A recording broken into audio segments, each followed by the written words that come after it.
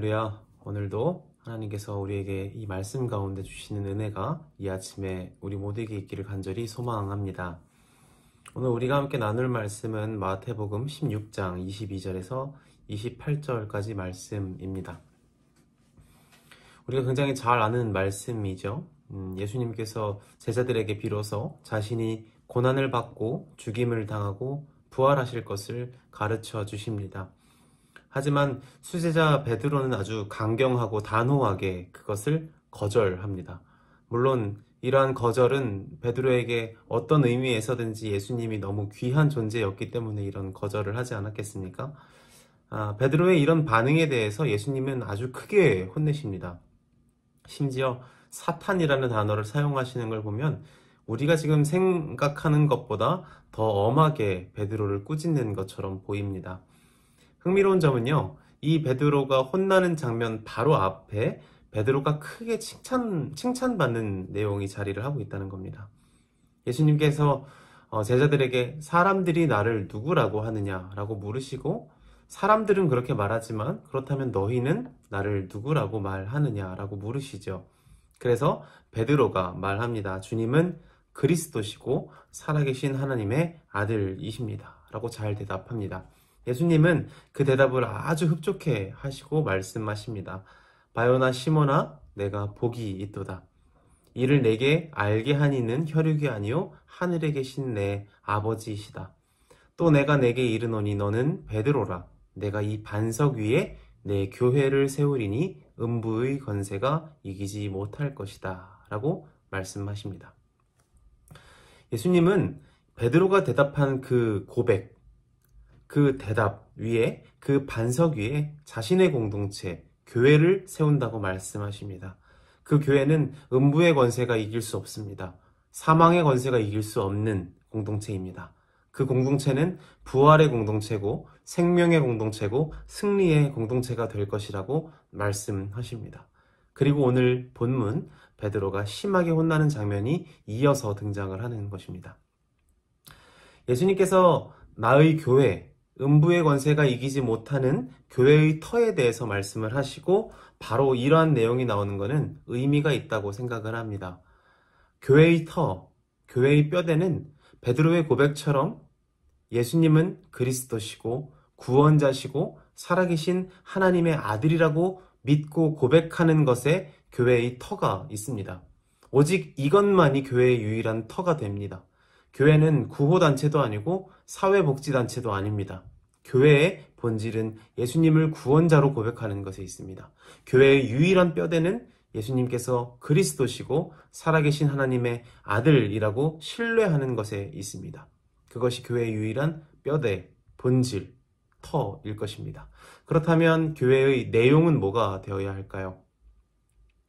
오늘 베드로가 혼난 가장 큰 이유가 뭘까요? 베드로가 하나님의 일을 생각하지 않고 사람의 일을 생각하고 있다는 것입니다. 교회의 내용은 사람의 일이 아니라 하나님께서 하시는 일로 채워져야 하는 것입니다. 예수님께서 하나님의 아들이시고 구원자라는 그 뼈대 위에 하나님께서 아들을 통해 하시는 일들이 교회 안에 충만하게 채워지는 내용이 되어야 한다는 것입니다. 교회의 유일한 행동 양식은 하나님께서 하시는 일들이 되어야 한다는 것입니다. 바라기는 우리 독일 교회가 예수님을 구주로 고백하고 살아계신 하나님의 아들을 고백하는 그 신앙 고백 위에 세워진 우리의 교회가 우리의 내용도 사람이 하는 일이 아니라 하나님께서 하시는 일들로 채워질 수 있는 은혜가 있기를 간절히 소망합니다. 그럴 때 이 땅 위에서 하나님께서 예수 그리스도의 교회로 세우신 그 역할을 온전히 감당할 수 있게 되리라 믿습니다. 우리 본문 24절을 한번 같이 읽어보겠습니다. 이에 예수께서 제자들에게 이르시되 누구든지 나를 따라오려거든 자기를 부인하고 자기 십자가를 지고 나를 따를 것이니라. 아멘. 우리가 말씀을 읽을 때마다 참 자주 걸리는 말씀이기도 하고 굉장히 부담스러운 말씀처럼 여겨질 때가 있습니다. 베드로의 혼남 다음에 이런 말씀을 하시는 이유는 베드로의 눈앞에 너무 고통스러운 길들이 보였기 때문일지도 모르겠습니다. 이 내용에 대해서 독일의 신학자 디트리 본 회퍼는 다음과 같이 이렇게 주석을 하고 있습니다. 읽어보겠습니다. 자기 부인은 결코 개인의 자학행위나 금욕훈련으로 변질되어서는 안 된다.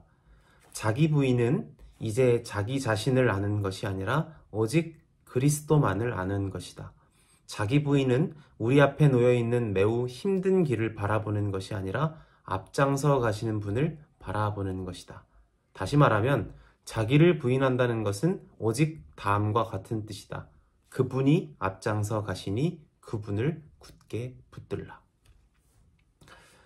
예수님을 따른다는 것은 오직 예수님만 바라본다는 의미입니다. 예수님을 따르기 위해 자기를 부인한다는 것도 같은 의미입니다. 자기를 부인한다는 것은 제자로서의 자격을 갖춘다든지 좀 더 훌륭한 사람이 되거나 청빈한 사람이 된다는 것이 아닙니다. 자기를 부인한다는 것은 우리가 가는 길 위에서 오직 예수님만 알고 예수님만 향하고 앞장서 가시는 예수님만 붙들고 따라간다는 의미가 바로 자기를 부인한다는 말의 제대로 된 의미입니다. 마틴 루터가 말한 것처럼 우리는 소경이 되어 앞을 보지 못하고 앞장서 가시는 분만 따라간다는 의미가 바로 자기를 부인한다는 말의 핵심입니다. 우리가 지금 사순절을 지나고 있습니다. 우리 앞에 예수님이 계신지 돌아볼 수 있는 시간이 되었으면 좋겠습니다. 어쩌면 우리 눈앞에 놓인 매우 힘든 길, 아니면 답답한 현실, 고통스러운 삶만을 바라보고 우리가 지금 걸어가고 있는지도 모르겠는데요. 우리 눈앞에 예수님만 보이기를 소망합니다. 내가 곧 길이다 라고 말씀하시는 예수님을 따라서 생명으로 나아가는 독일의 모든 형제 자매님들이 되시기를 우리 주 예수 그리스도의 이름으로 간절히 축복합니다. 우리 눈앞에 예수님만 보일 때 예수님께서 가시는 길을 우리가 넉넉히 따라 걸어가게 될 줄로 믿습니다. 그런 복된 예수님의 제자들로 살아가는 저와 여러분들이 되시기를 간절히 축복합니다. 감사합니다.